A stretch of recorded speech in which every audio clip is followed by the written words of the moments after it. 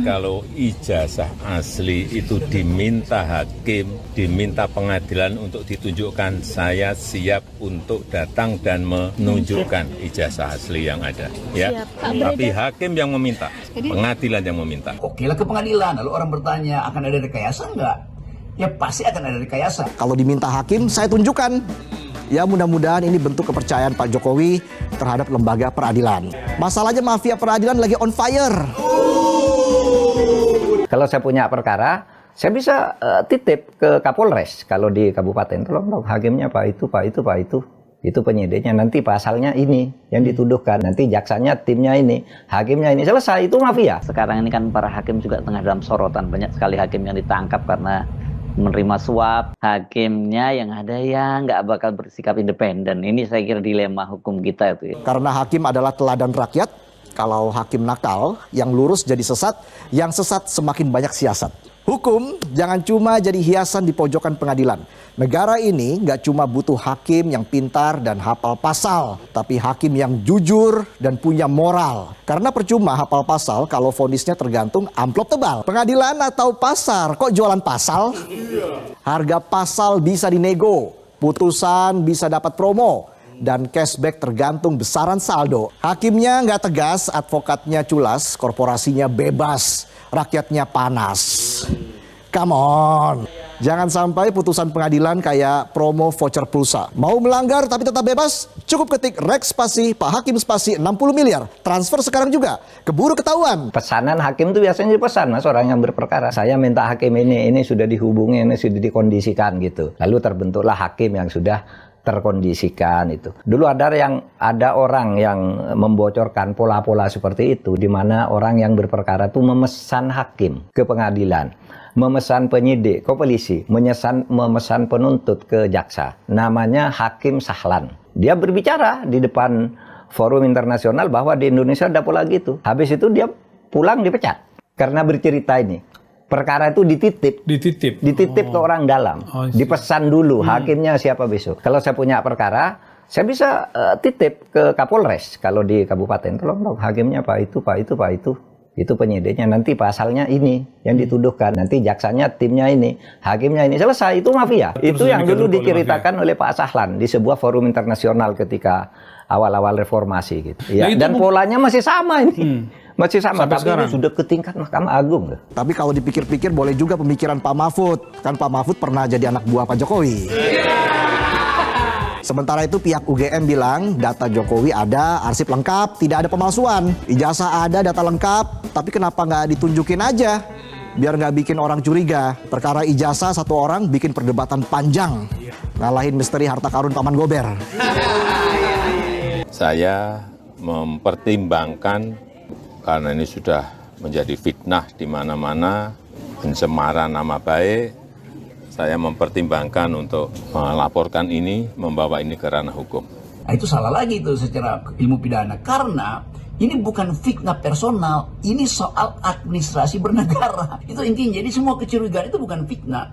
Jadi salah bila Pak Jokowi menganggap dia difitnah. Tidak. Fitnah itu antar manusia, bukan antara warga negara dengan presidennya. Bukan, itu nggak ada fitnah di situ. Di dalam antara warga negara kalau berbohong atau menunjukkan hal yang merendahkan itu dianggap fitnah. Tapi ini warga negara dengan kepala negara. Nggak ada delik fitnah warga negara pada kepala negara. Jadi sekali lagi, itu deliknya akan kacau nanti. Itu artinya setiap warga negara mempersoalkan pejabat negara itu dianggap fitnah. Karena undang-undang ITE atau segala macam salah.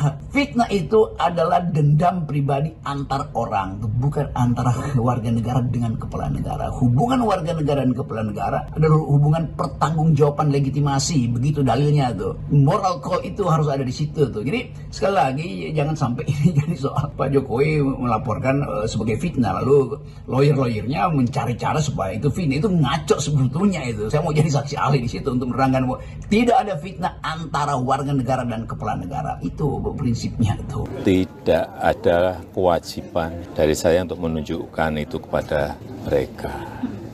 Dan juga tidak ada kewenangan mereka untuk mengatur saya untuk menunjukkan ijazah asli yang saya miliki. Jadi sudah sangat jelas di UGM juga sudah memberikan penjelasan yang gamblang dan jelas. Tadi kita diminta masuk, tapi sebelum masuk di depan pintu gerbang itu kita ngumpulin kamera sama HP dulu. Terus ajudannya Pak Jokowi keluar bawa map 2 ya. Terus di situ ada yang satu isinya ijazah Pak Jokowi dari SD sampai SMA. Kemudian ada satu lagi yang warna hitam sama ada foil logo UGM itu warna emas itu.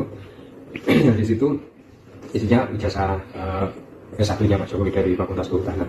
Tapi belakangan netizen bilang kalau nggak palsu kenapa nggak dibuka aja Pak. Akhirnya Rabu kemarin Pak Jokowi menunjukkan ijazah SD sampai sarjana kehutanan di hadapan awak media. Tapi ada syaratnya, jangan difoto, jangan divideoin.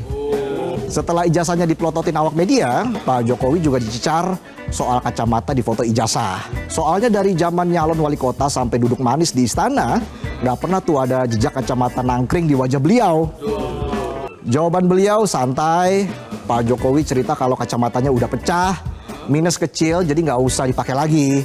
Terus ditambah bonus cerita keluarga tentang 2 anaknya Gibran dan Kaisang yang dulu juga berkacamata tapi sekarang udah lasik. Jawaban seorang family man yang visioner banget ya.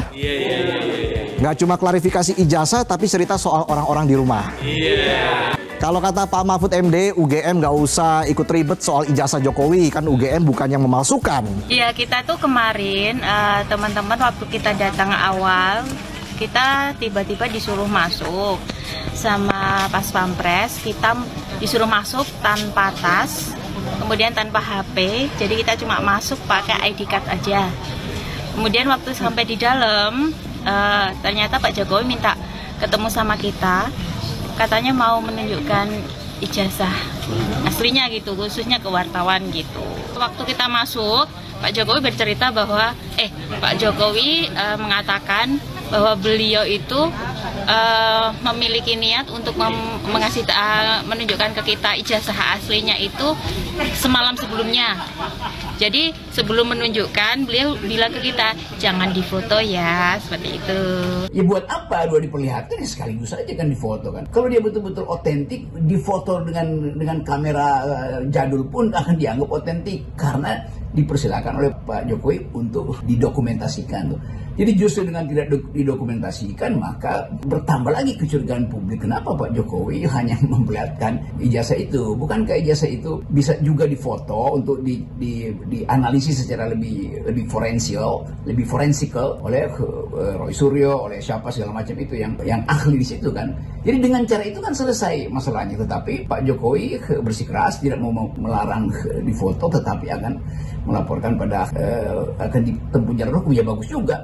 Jadi benda itu nanti akan dibawa ke jalur hukum. Tentu di pengadilan akan bekerja lagi prinsip di dalam hukum pidana, yaitu siapa yang membuat dalil dia harus membuktikan. Oke, tetapi kita tahu bahwa pembuktian itu sebetulnya itu pembuktian pidana di dalam soal tuduhan kriminal gitu kan. Tapi ini bukan tuduhan kriminal, ini tuduhan intelektual. Secara intelektual bahkan secara moral tidak perlu sebetulnya tiba di pengadilan. Kan tinggal Pak Jokowi datang mengatakan, ini loh ijazah saya, kalian memilih saya terpilih 2 kali sebagai presiden dan kalian ingin saya perlihatkan dengan rendah hati, saya beritahu ini ijazah saya, selesai masalah. Kalau dibawa ke pengadilan maka mereka yang menuduh mendalilkan itu harus membuktikan, padahal ini bukan urusan. Kan pengadilan itu urusan antar individu tuh, bahwa ada crime maka dilaporkan. Ini bukan soal crime, ini soal moral call untuk memperlihatkan kematangan seorang pemimpin. Sebagai seorang nobel, seorang yang mulia itu, dia akan anggap bahwa buat apa ke pengadilan. Jadi ini soalnya tuh. Jadi forum yang disebut sebagai kasus ini nggak ada kasus pidana di situ. Kasus pidana artinya hubungan subjek dengan subjek. Ini hubungan antara warga negara dan kepala negara. Warga negara menagih informasi supaya terdapat semacam keteduhan di dalam negara. Kalau dibilang bikin ribut, bikin gaduh, ya kenapa kegaduhan itu muncul? Karena kepercayaan presiden pada warga negara tidak ada. Demikian juga kepercayaan sang warga negara pada presiden makin tidak ada. Nah, supaya itu terjadi saling kepercayaan, maka dibukalah itu dalam persahabatan antara warga negara yang menuntut ijazah itu dan kepala negara yang mengerti bahwa tuntutan itu tuntutan publik, bukan tuntutan personal. Ini bukan soal vendetta. Jadi saya ingin ingatkan supaya kita masuk dalam kondisi akal sehat. Tidak ada dendam di situ. Ini hanyalah urusan legitimasi itu, bukan urusan legalitas. Sekali lagi harus dipastikan bahwa persoalan tentang ijazah Pak Jokowi itu terjadi karena Pak Jokowi memakai ijazah itu untuk kepentingan pemilihan wali kota, gubernur, dan presiden. Jadi ini urusan administrasi publik, itu intinya. Nah, kalau orang mencurigai, maka itu artinya orang merasa bahwa ada satu proses yang mungkin tidak ditempuh secara benar, yaitu KPU, mungkin KPU Solo, KPU Jakarta, atau KPU Nasional hanya melihat fotokopinya. Kan itu juga soal yang mesti diyakinkan supaya ada keyakinan moral bahwa Joko Widodo waktu mendaftar betul-betul tiba dengan kejujuran. Itu soalnya, hanya itu aja kan. Assalamualaikum warahmatullahi wabarakatuh. Jumpa lagi dengan saya di Camp TV Channel. Wah, makin panas saja ya nih kasus tuduhan ijazah palsu mantan Presiden Jokowi ya. Dan akhir-akhir ini Bapak Jokowi ternyata mungkin ya sudah hilang kesabaran ataupun ya bisa jadi sudah nggak tahan lagi untuk merespon, dan bahkan ini Pak Jokowi berencana untuk melaporkan kasus tuduhan ijazah palsu ini ke ranah hukum alias ke pengadilan ya. Dan ini ya membuat makin seru aja nih kasus ini akan kemana ujungnya, atau ya hanya sampai di pengadilan atau bahkan nanti bakal ada yang dipidanakan ya. Dan ini patut kita tunggu dan kita pantau terus bagaimana perkembangan kasus ini ya. Dan soal rencana Pak Jokowi melaporkan ini ke ranah hukum, justru di saat lembaga peradilan kita sedang disorot oleh masyarakat dan oleh para netizen. Pasalnya ini ada beberapa hakim dan banyak sekali hakim ya yang tersangkut kasus suap, terutama kasus korupsi ya, yang hakimnya disuap ya. Kemarin terjadi beberapa hakim, pengacara dan segala macam di Pengadilan Negeri Jakarta Selatan ya, dan viral, dan bahkan sampai ini kasusnya terus berjalan. Apakah di saat para hakim yang banyak sekali disuap ini tidak akan menjadi pertanyaan besar ya kepada para netizen? Apakah hakimnya ini benar-benar independen? Bahkan ya Bung Rocky Gerung, Bung Hersubeno Arif, dan juga host Metro juga sempat menanyakan bagaimana mungkin kepercayaan Pak Presiden Jokowi atau mantan Presiden Jokowi kepada lembaga peradilan di saat mafia peradilan sedang on fire nih, kata host Metro tadi ya. Ya patut kita patut kita curigai sih. Kenapa kok akhir-akhir ini baru melaporkan ke ranah hukum ya, di saat lembaga peradilan kita sedang disorot oleh para netizen setelah para hakim banyak sekali terkena kasus suap ya, diantaranya ya kasus-kasus korupsi ya. Dan ini wajar sekali kalau para netizen, bahkan para pengamat sekelas Prof Mahfud juga ikut berkomentar. Dan ya untuk UGM sendiri memang Prof Mahfud juga waktu itu berpesan ya bahwa UGM ya sudah cukup menjelaskan saja, tidak usah berpihak ke sana atau berpihak kemanapun, tetap independen, dan ya menjelaskan bahwa kalau memang pernah berkuliah di situ ya jelaskan saja, dan ijazahnya fix, kata Bung Rocky Gerung. UGM tidak memegang ijazah aslinya Pak Jokowi. Yang memegang ijazah aslinya Pak Jokowi ya Pak Jokowi sendiri, dan itu yang dipertanyakan. Dan Bung Rocky menggarisbawahi, dan Prof Mahfud juga sempat menyinggung ya waktu itu bahwa ijazah Pak Jokowi misalnya hilang ataupun ya bagaimana, itu udah tanggung jawab Pak Jokowi, bukan tanggung jawabnya UGM lagi. Kenapa bisa hilang atau bagaimana gitu loh. Prof Mahfud juga telah menjelaskan, dan Bung Rocky juga menanyakannya hal itu, ijazahnya itu asli, tentang keaslian ijazahnya kok. bukan tentang Pak Jokowi pernah berkuliah atau bagaimanapun. Ya, itu memang tanggung jawabnya UGM untuk menjelaskan. Tetapi yang jadi persoalan di sini itu Bung Rocky menjelaskan bahwa yang dipertanyakan adalah keasliannya. Yang dipertanyakan adalah keaslian ijazah tersebut. Pasalnya kan ijazah itu untuk mendaftar wali kota, gubernur, hingga presiden 2 kali kan memakai ijazah, dan itu sebagai lembaga institusi negara ya, sebagai salah satu syarat untuk menjadi wali kota, gubernur, hingga presiden adalah salah satunya adalah ijazah. Dan apabila ijazah itu tidak asli dan ya bisa dibilang itu palsu, itu kan sangat bermasalah sekali. Bagaimana sekelas institusi negara seperti KPU bisa tertipu masalah ijazah tersebut seandainya memang ijazah itu tidak asli. Dan keaslian itu yang sekarang dipertanyakan oleh Bung Rocky Gerung dan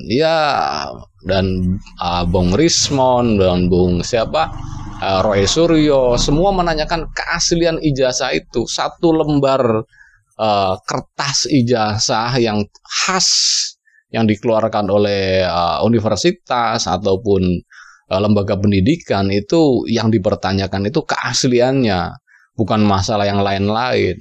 Apabila memang Presiden Jokowi pernah berkuliah di UGM, itu kan tanggung jawab UGM untuk menjelaskan. Apabila UGM telah menjelaskan, dan sekarang yang ditanyakan adalah keasliannya, mengenali keaslian ijazah tersebut.